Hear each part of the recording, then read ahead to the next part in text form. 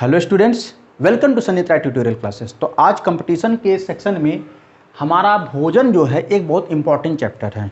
तो चलिए स्टार्ट करते हैं हमारा भोजन। तो पहला क्वेश्चन यही होता है कि हमारा भोजन होता क्या है, कि वे सभी पदार्थ जिनसे बॉडी को ग्रोथ और एनर्जी मिलती है, यानी अगर बॉडी में आप किसी भी चीज़ खाते हैं और उससे अगर आपकी बॉडी को एनर्जी और ग्रोथ इन दोनों का फायदा मिलता हो, तभी इसी सभी मायने में भोजन कहलाता है।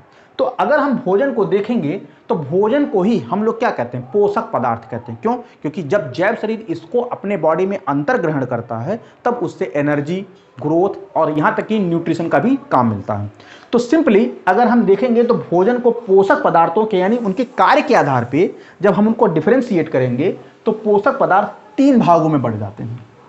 पहला यानी भोजन आपके 3 पार्ट में बढ़ गए, ऊर्जा प्रदान करने वाले, उपापचयी क्रियाओं को नियंत्रित करने वाले और प्रतिरक्षात्मक कार्य को करने वाले। देखिए, भोजन के 3 स्वरूप होते हैं। आप चावल, दाल, रोटी, सब्जी जो कुछ भी खाते हैं उन सभी से आपको ये 3 चीजें मिलती हैं। लेकिन अब आपको ये क्लासिफाई करना है, ये वर्गीकृत करना है कि किस भोजन से क्या मिलता है। तो सबसे पहले जो ऊर्जा प्रदान करने वाले भोजन है, ये आपकी बॉडी में, ये आपके भोजन में 2 रूपों में मिलते हैं। एक कार्बोहाइड्रेट के रूप में,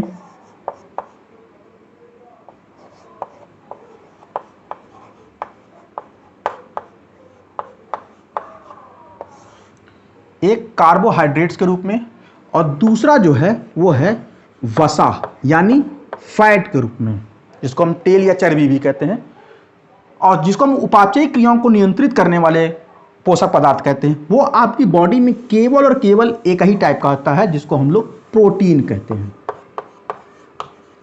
ये प्रोटीन आपके बॉडी में संरचनात्मक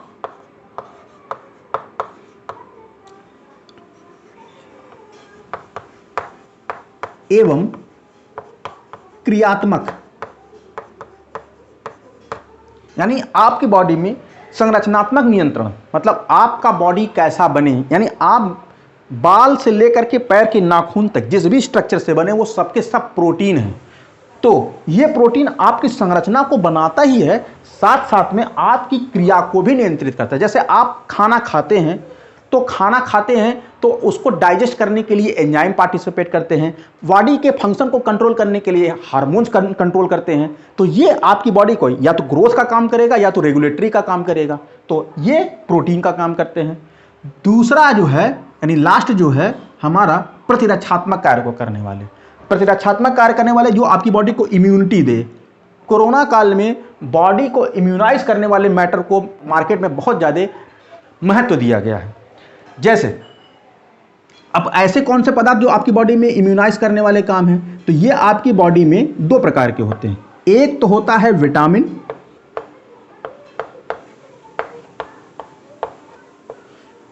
अगर अब आपकी बॉडी में किसी भी विटामिन की कमी हो जाए तो आपको कोई ना कोई रोग जरूर हो जाता है। एक्चुअल में ये जो विटामिन होते हैं, ये जितने भी उपापचयी क्रियाओं को नियंत्रित करने वाले पदार्थ होते हैं उनके निर्माण में सहयोग करता है। तो अगर विटामिन की कमी हो गई तो उन रेगुलेटरी प्रोटीन का बनना बंद हो जाएगा, जिसकी वजह से आपकी बॉडी में रोग हो जाते हैं। और दूसरा है, इसका एक पार्ट है खनिज।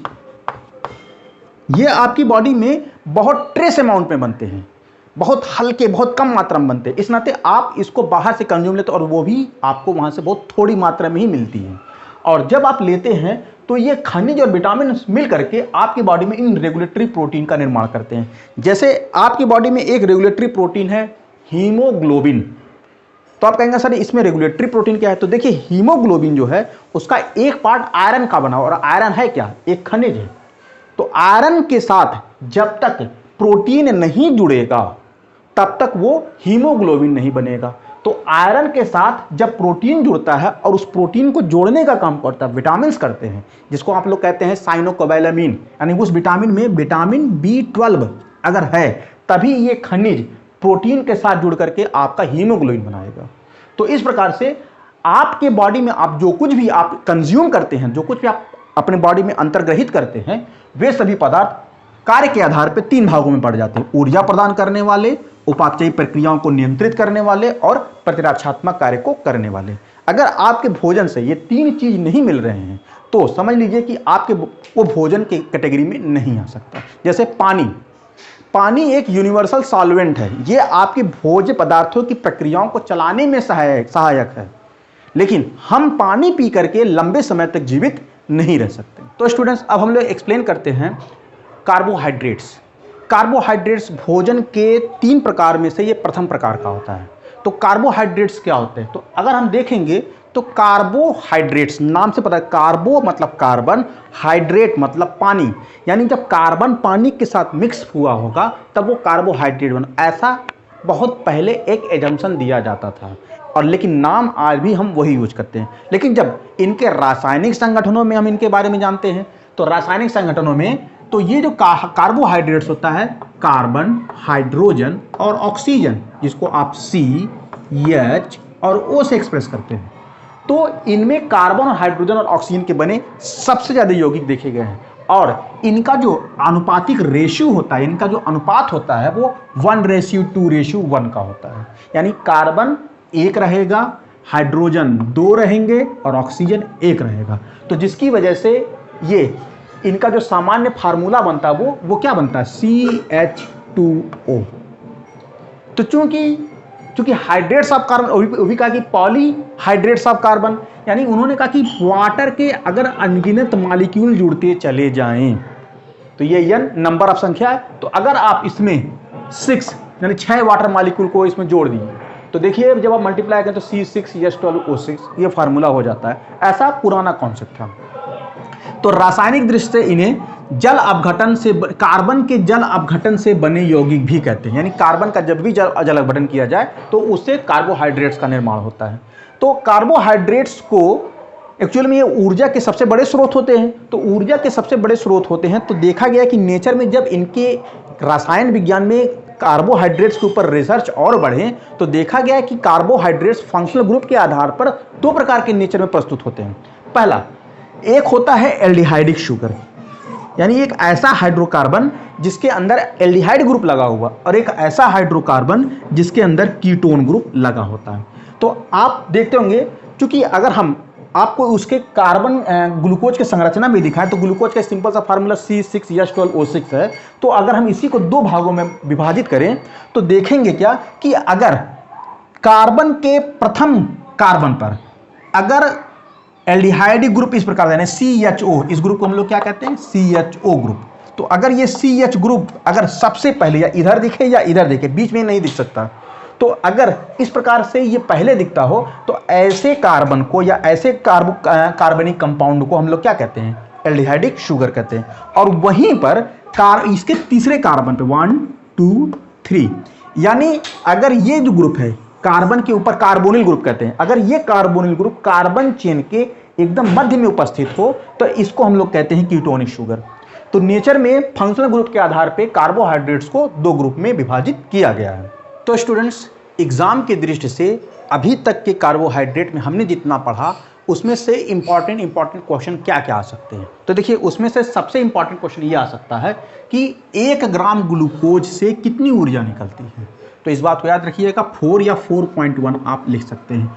एक्चुअल में ये 4.1 एग्जैक्ट गिवन वैल्यू है। तो 4.1 किलो कैलोरी एनर्जी निकलती है, ये कैलकुलेटेड वैल्यू है। दूसरा, अगर ग्लूकोज का एक अणु दे दिया जाए, 1 मॉलिक्यूल ऑफ ग्लूकोज, तो उससे एटीपी में 38 एटीपी जनरेट होती है। तीसरा जो क्वेश्चन है कि कार्बोहाइड्रेट्स में जो कार्बन हाइड्रोजन का जो रेशियो होता है वो 1:2:1 का होता है, और तथा क्रियात्मक समूहों के आधार पर, मैंने उसके अंदर जो फंक्शनल ग्रुप पाए जाते हैं, यानी ऑर्गेनिक केमिस्ट्री का टॉपिक है, तो क्रियात्मक समूहों के आधार पर ये जो शुगर होते हैं 2 प्रकार के होते हैं, एक एल्डिहाइडिक शुगर और दूसरा है कीटोनिक।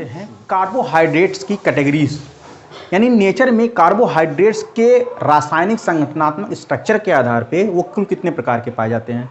तो ये जो कार्बोहाइड्रेट्स होते हैं उनको 3 श्रेणियों में बांटा गया है। एक को कहते हैं मोनोसैकेराइड, मोनो मतलब सिंगल, यानी ऐसा ग्लूकोज जिसमें ग्लूकोज का सबसे छोटा अणु मौजूद हो, जैसे ग्लूकोज खुद C6H12O6, ये दुनिया में ग्लूकोज के सबसे छोटे अणु हैं। तो जब ग्लूकोज सबसे छोटे रूप में उपस्थित हो, यानी सारे अणु एक दूसरे से अलग अलग हों, तो उनको हम लोग कहते हैं मोनोसैकेराइड्स।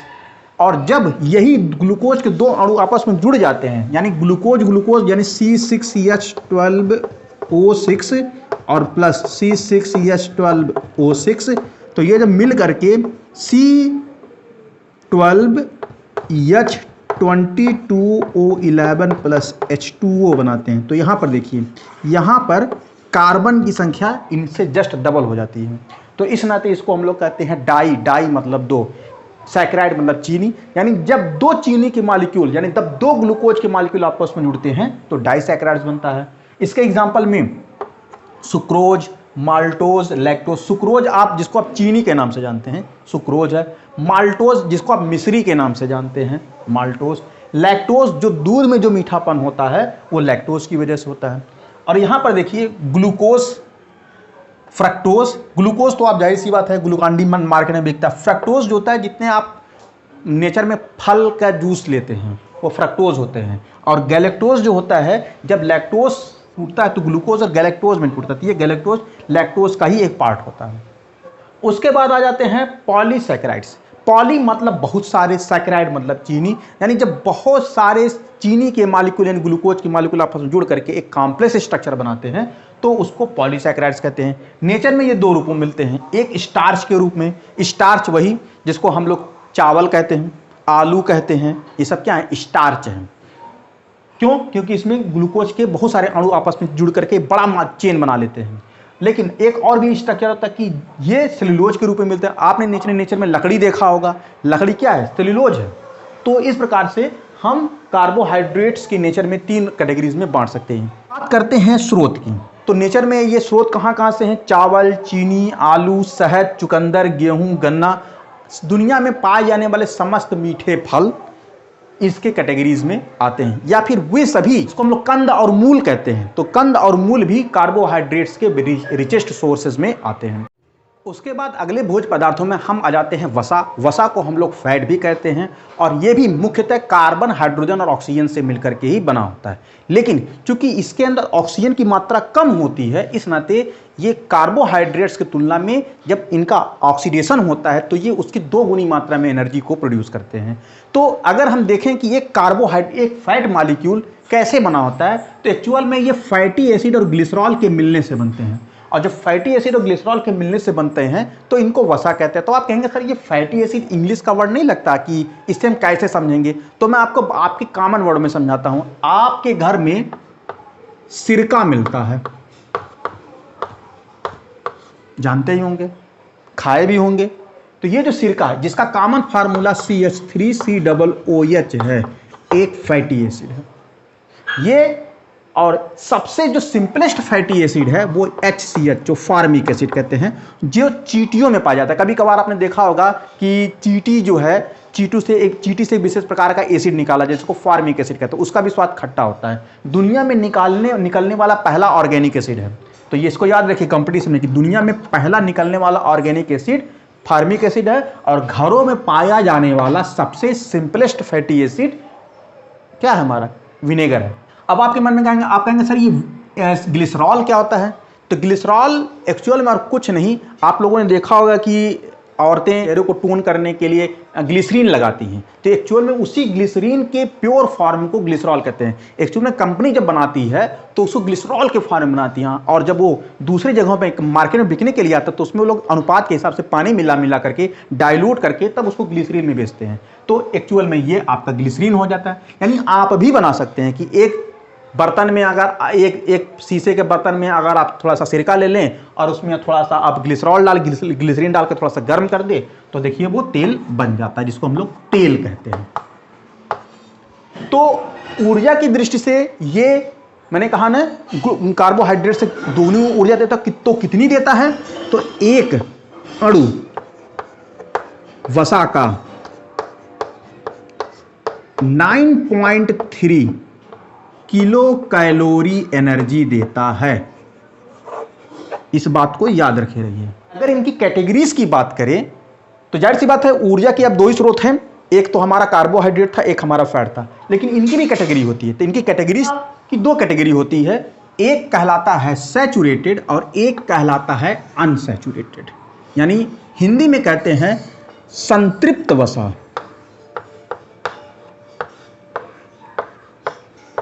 और दूसरा कहलाता है असंतृप्त वसा।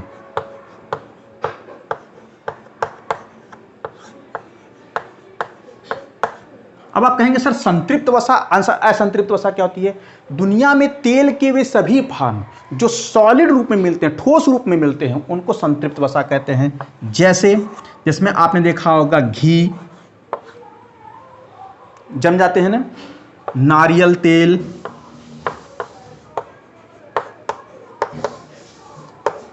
आपका मोम, ये सब क्या है? संतृप्त वसा आते हैं। वहीं पर जो असंतृप्त वसा में आते हैं कि जो जनरली कौन से स्टेट में बने रहते हैं? लिक्विड स्टेट में बने रहे हैं। जैसे आपका मूंगफली का तेल,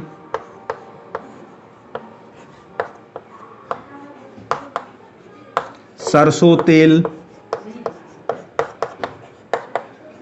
सूरजमुखी का तेल,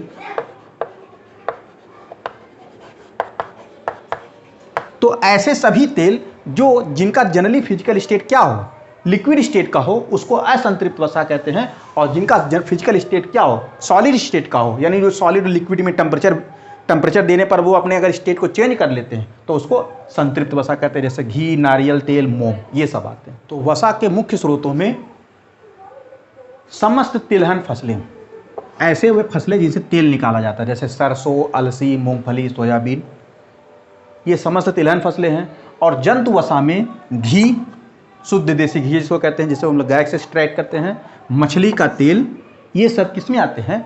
जंतु वसा में मुख्यतः आते हैं। तो स्टूडेंट्स, अब हम लोग आ जाते हैं प्रोटीन का निर्माण के लिए। तो प्रोटीन एक सबसे इम्पॉर्टेंट भोज्य पदार्थों में से है और हमें ये जानना है प्रोटीन का निर्माण कैसे होता है और ये कैसे बना होता है और इसके क्या कार्य हैं। तो देखिए, प्रोटीन जो होते हैं कार्बन, हाइड्रोजन और ऑक्सीजन, इतना तो कॉमन था हमारे ग्लूकोज कार्बोहाइड्रेट में और वसा में भी कॉमन था। लेकिन इसमें एक चीज़ बढ़ जाता है, नाइट्रोजन। और कुछ कुछ एमिनो एसिड्स ऐसे होते हैं कि उनमें सल्फर भी पाया जाता है। सल्फर वाला जो एमिनो एसिड होता है उसको मेथियोनिन कहते हैं। मेथियोनिन में सल्फर पाया जाता है। और एक क्रिएटिन है, जैसे आपके बाल, इसमें सल्फर पाए जाते हैं और आपके कुछ मसल्स होते हैं जिसमें सल्फर पाए जाते हैं। तो ये दो प्रोटीन होती है। पूछ सकता है कि सल्फर लिए हुए वो कौन से एमिनो एसिड्स हैं, तो दो आप बताइए। एक है एमिनो एसिड्स में क्रिएटिन और दूसरा है मेथियोनिन। देखिए, और दूसरी चीज़ जो सबसे इंपॉर्टेंट बात यह है कि प्रोटीन शब्द की जो सबसे पहली खोज, सबसे पहले ये शब्द प्रोटीन किसने दिया, उसको सबसे पहले बर्जीलियस ने दिया। ये 18वीं सेंचुरी के बाद, 1880 के बाद की बात है कि जब सबसे पहले प्रोटीन शब्द आया। उसके बाद दूसरी जो सबसे इंपॉर्टेंट बात, इसमें जो फैक्ट आते हैं वो ये आते हैं कि प्रोटीन का एक अणु कई हजार एमिनो अम्लों से मिलने से बना होता है। यानी एक प्रोटीन का अणु बहुत बड़ा होता है। जैसे आप सिंपली ये बाल के अणु जो देख रहे होते हैं, उसको आप माइक्रोस्कोप से देखेंगे तो उसको इतने लार्ज यूनिट में तोड़ा जा सकता है कि वो एक पूरी चेन बन जाए। तो ये सारे एमिनो एसिड्स एक दूसरे के साथ जुड़ते तब जाकर के वो एक केराटिन मॉलिक्यूल बना होगा। और कई हजार केराटिन मॉलिक्यूल जब मिले होंगे तब ये बाल बना होगा, तब ये नाखून बना होगा, तब ये शरीर बना होगा। अतः ये कहा जा सकता है कि एमिनो अम्लों के बहुलकीकरण क्या होता है? जब एक एमिनो अम्ल दूसरे एमिनो अम्लों से जुड़ता है, जैसे ये कड़ी आपस में एक दूसरे से जुड़ करके क्या एक लंबी चेन बना लेती है। तो उस चेन को जिसमें पेप्टाइड चेन कहते हैं। अब यहाँ पर यह मैंने समझाने की कोशिश किया है कि प्रोटीन के एक अणु को जोड़ने के लिए कम से कम हजारों चेन के अणु आपस में जुड़े तब ये बड़ा सा चेन बना। उसी प्रकार से समझाने की मैंने कोशिश। अब हम लोग स्टार्ट करते हैं प्रोटीन कैटेगरीज। तो प्रोटीन की जो कैटेगरीज है उनके कार्य के आधार पर डिवाइड किया गया है। जैसे सबसे पहला है संरचनात्मक, यानी आपके बॉडी में जो कुछ प्रोटीन्स ऐसे होते हैं जो केवल निर्माण कार्य प्रक्रिया में भाग लेते हैं, उनका कोई फंक्शंस नहीं होता, तो उनको हम लोग कहते हैं संरचनात्मक प्रोटीन कहते हैं। जैसे एग्जांपल के तौर पे मायोसिन, इससे आपके मसल्स बनते हैं। केराटिन, इससे आपकी बॉडी की एपिडर्मिस बनती है। तो ये सब क्या है? संरचनात्मक प्रोटीन होते हैं। क्रियात्मक और नियंत्रणात्मक। क्रियात्मक मतलब ऐसे प्रोटीन जो आपकी बॉडी में मूव करके लगातार काम करते हैं और वो एक निश्चित फंक्शन को परफॉर्म करते हैं, तो उनको क्रियात्मक प्रोटीन कहते हैं। और कुछ होते हैं नियंत्रणात्मक, कुछ आपकी बॉडी में रेगुलेटरी बिहेवियर के होते हैं, कंट्रोलिंग का काम करते हैं, तो उनको नियंत्रणात्मक प्रोटीन कहते हैं। जैसे क्रियात्मक प्रोटीन में अगर हम ले लें तो जैसे हीमोग्लोबिन,